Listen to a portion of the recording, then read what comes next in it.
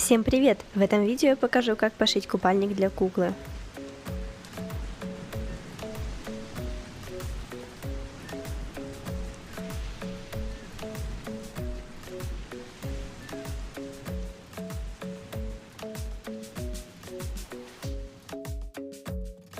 Нам понадобится кукла, ткань, нитки, иголки и ножницы. Скалываем ткань на кукле в тех местах, где будем сшивать. Купальник сшиваем сзади, обрезаем лишнее и подшиваем края таким образом.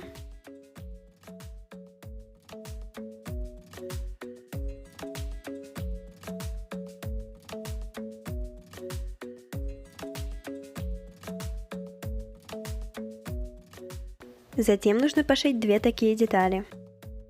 Пришиваем их спереди и пришиваем сзади.